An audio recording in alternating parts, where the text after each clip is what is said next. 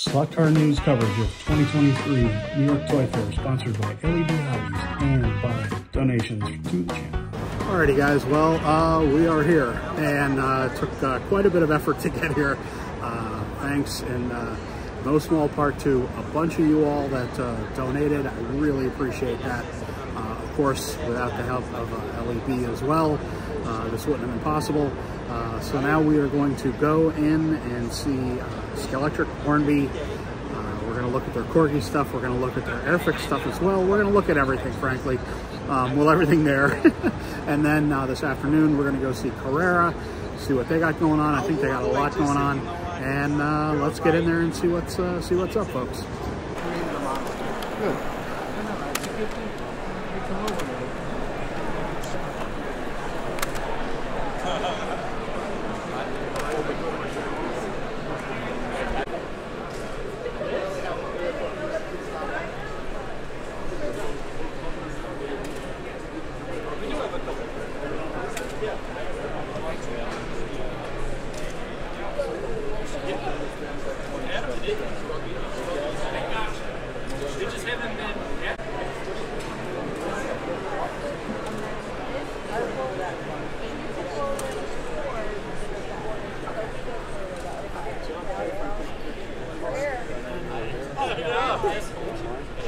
All right, folks, so we are here with Frank Tiessen from Carrera of America, and we got a lot to talk about.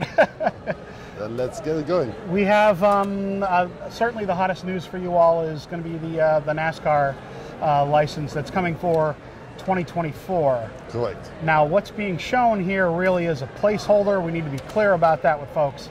You will be doing Hendrick cars, but not necessarily the liveries that we're seeing on the boxes today. That is correct. What you're seeing in the moment here is a 2023 livery. We will, of course, for 2024 have to use the 2024 liveries, but NASCAR will not release them until mid-December-ish to all the licensees. So we don't even know what they will look like, but we will be ready and ship these in 2024. So it's pretty cool that you all are doing, you're going to be doing all 4 cars. You're going to be doing an analog set, a digital set.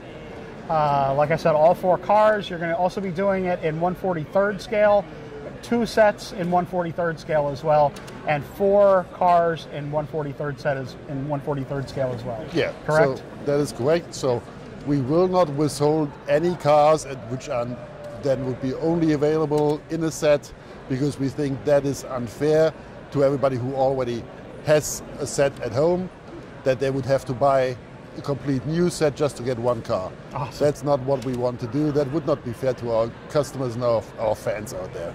Fantastic. That's very cool. So it's taken a while to get the NASCAR license back with Carrera, let's say, because Carrera had done the NASCAR license years ago when I was with the company, and it definitely fits, right, to have Carrera and NASCAR back together again. I think you were talking about that earlier. Yes, definitely. So when I joined the company in 2019, that was my first idea, to have NASCAR back. It didn't pan out at that time, so it took a couple of attempts to get a contract negotiated which is acceptable for both parties. Finally, we are there, and if we say motorsports at home, Carrera is motorsports at home, then that means NASCAR in the US. It's not Formula One, it's not DTM, which of course is all great, but we are a US company. We need NASCAR. Talk to me about the importance of pushing the US products within an Austrian company, within a company it's not the home market company, basically. No, of course, and with all respect to our parent company, they are, of course, an Austrian-German company, and that is their home market. That is where the bulk of the business is, and they have to cater to their home market. But, of course, we are now a sizable business. We are a good part of the overall company, and we have to push to get more US licenses into our market here. So, I don't want to say it's a fight, but it's, of course, the guys over there, they have to see the whole picture, and they have to make the final decision, but we are pretty relentless in pushing to to get more. Not always successful, but we will never give up. And with the Revell line, talk to me a little bit about how Carrera and Revell had come together, because it's definitely an interesting line it's two different companies, but I mean, they're both plastics and both car oriented, obviously, and it feels like there's a nice kind of fit there. Yeah. So we are owned now by a private equity company out of Germany. So when 2018, unfortunately, the old Revell, which was owned by Hobby Co. here out of Illinois, when they had to go Chapter 7 and then 11 at the end, when that was available, that private equity company called Quantum out of Munich acquired Revell. About a year later, the old owner family of Carrera, the Stadelbauer family, decided to basically put up the company for sale for several reasons. Not because the company was doing bad, because they, I think, got a nice payout when they sold. That company, Quantum, said, okay, let's build something bigger. Not just Revell. We're basically operating with Carrera and Revell in adjacent markets and with a lot of overlap. So they acquired us, Carrera, at that time. And it was merged over in Germany and Austria in 2020. 2021, we followed suit here for the US.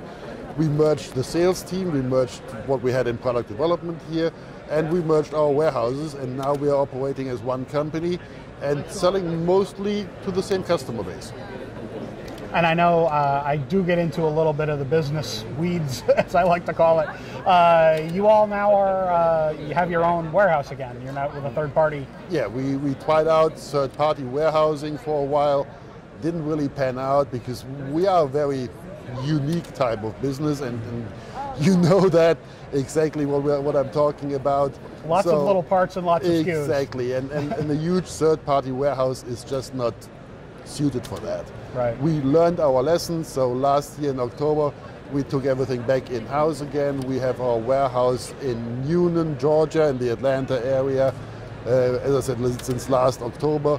We have a very capable team there now, and I think our retail customers have seen that, how much our shipments have improved, how much our shipment time has improved. So usually when we get an order, it's out of the door very, very latest within 72 hours, mostly within 48 hours. Okay, great.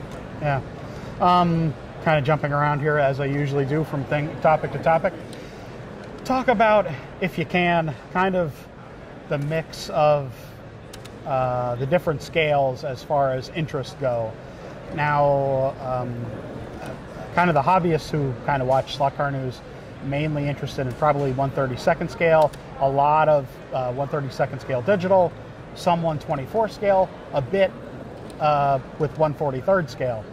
But really 1/43 scale really drives a lot of the real slot car market, which is the big box places, the real big sales. It's as much as you can. Just talk about kind of, you know, the different product lines and the stress that, the emphasis that Carrera of America puts on them. And I appreciate that the true hobby is of course mostly in 1/32 scale, but you always have to remember you have to start somewhere. Right. So, and that of course for us as a company and as much as we love our products, it's also a business. So we try to get kids as early as possible into that hobby. Yeah. So that we hope when we catch them early, they will stay throughout their lifetime with it. So we start with Carrera first, which is really the range for kids 3 years and older. Mm-hmm. And that is, since we introduced it, it's a huge business for us. And that's 1/50th scale battery operated. Exactly. Yep. And it's mostly character driven, so we have Disney, we have Mario, we have Paw Patrol, and for next year we have Bad Wheels. But that is what kids want at that type of age. Sure. So from there, hopefully they will progress into Carrera Go, the 1/43 scale, where we still have some of these characters, just to have that overlap, but then also starting to relicense. So have DTM, Formula One, GT cars, and next year NASCAR. And then, of course, our hope is when they have grown out of that, they go into either digital or evolution and stay with that. And of course, if you talk really dollars, yeah, Go and First are bigger than 1/32 scale. Even if the 1/32 scale is the more expensive program, but still in the toy area is where we make the lion's share of our turnover. Of course, yeah. And I've talked about that a lot on the channel, is people have, because a lot of hobbyists live in the world where, you know, everybody they know mentality or thought process. Well, everybody I know races 1/32 scale. Yeah. It has to be 1/32 scale that sells the most. Well, it's not. No, but you have to start someplace, which is actually a great way to kind of think of the way to think of it is that's why it's going to be the best selling, is because that's the broadest possible appeal as well. Yeah, so we have then a little bit of a funnel. People, of course, drop out, or kids drop out, they lose interest. Hopefully they will rediscover their interest. We have seen that during the pandemic time, that a lot of people which remembered suddenly from their childhood, hey, it's slot car racing, that's still around, let's try it again. And that was of course beneficial for us. And I don't want to look down on everybody, but just if you're a true hobbyist, don't look down on the people which do the smaller scale. Yeah. Just remember, we want to have people in that hobby. Yeah. That is what we all are there for. Yeah. We want to support it and foster these kids and encourage them to pick up that Go set as a starting point, so that they catch up to us true hobbyists.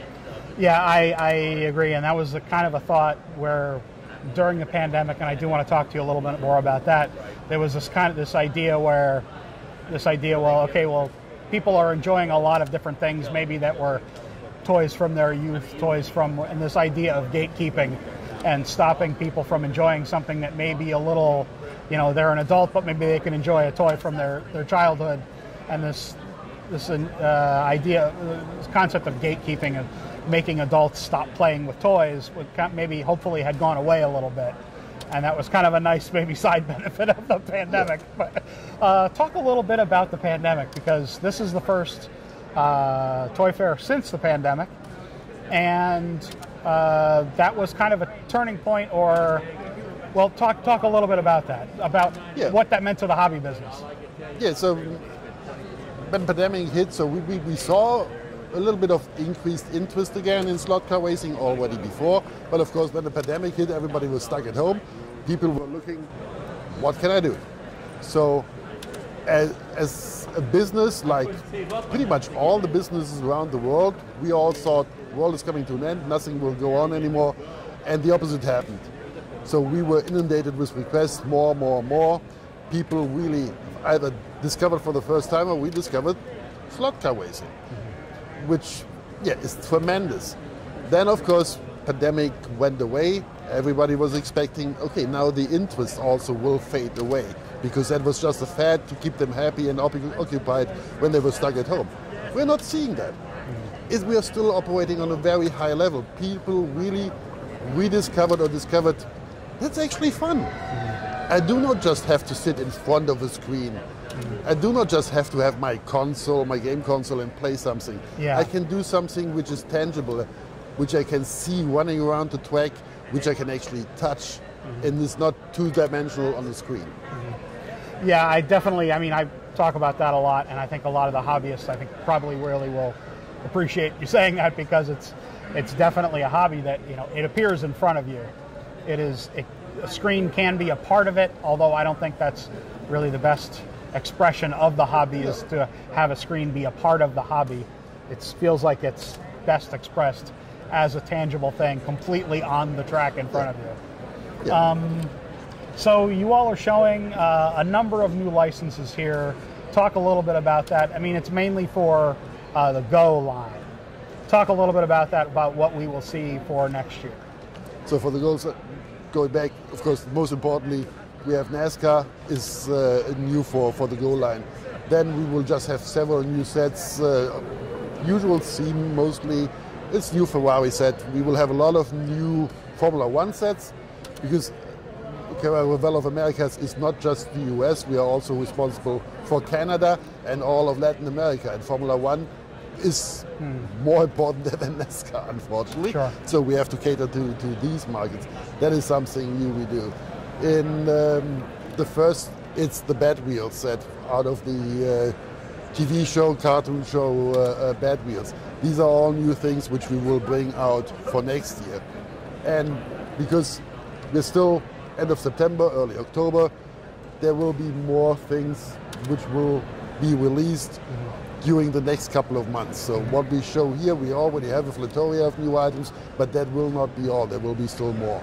Okay, that's fantastic. Well, talk to me a little bit about Revell and bringing along new molds, new ideas. I mean, you have a number of really interesting re-releases. You have a number of interesting licenses. The Stranger Things license, that's pretty cool. I haven't seen that before in a model before. Really fleshing out that line. It's 25th scale and 24th scale models, that sort of thing. Talk to me a little bit about that. Well, we are pretty much in a different situation than we are on Carrera, because for the Revell side of the business, we have a product development manager based here in the US who's developing for the US. So we have a very different assortment of models available here than back in Germany, in the home market. The production is also different. Most of our production comes out of China, while most of the German production comes out of Poland. Just for them it's easier because just across the border. Sure. So, but again, for us it's a benefit. We have more US models, we have more US themes in there, and our product development manager is, nobody has to tell them it, but he's pretty good. Yeah. He's damn good. Yeah. What he does, and the reviews we are getting on the models he's developing are just great. If you look up in some of the recent model magazines, they're pretty much 5 stars. So for next year we have the James Bond license. So finally we have a DB5. Yeah, the DB5 is being, it's beautiful, it's stunning. Oh, only James Bond car for me, which matters at all. Yeah. We're doing Mustang 351 out of one of Bond's movies. I forgot which one it is. Yeah. We have, as you mentioned, the Stranger Things license, which is awesome. It's still one of the most popular Netflix shows, and I think the final season is now coming in 2025. And beside of that, a lot of US models. You will not see too many BMWs and Audis there.